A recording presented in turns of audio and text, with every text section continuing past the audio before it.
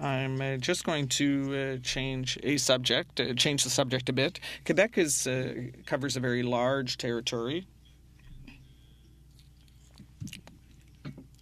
and you're talking about some 20 outlets.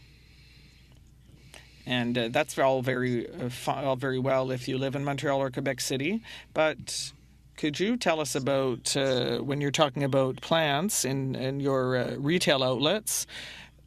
What about when people live in rural areas? And what about costs? Because it will be available on the internet as well. This Quebec subsidiary, but it's expensive to send to ship a month's supply to some rural regions, for example, James Bay. I will answer your question, but I do want to address one thing. The bill will be ready.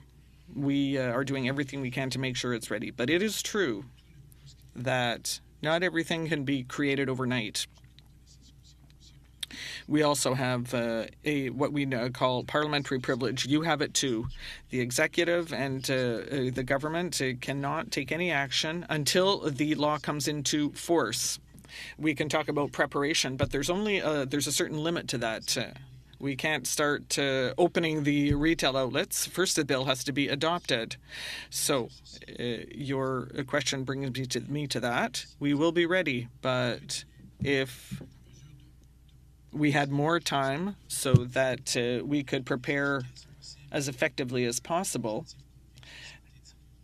for public health and safety objectives, it would be very good if the act could come into force after it was assented to. That would help us a great deal. So yes, there will be a certain number of sales outlets, but the goal is to be able to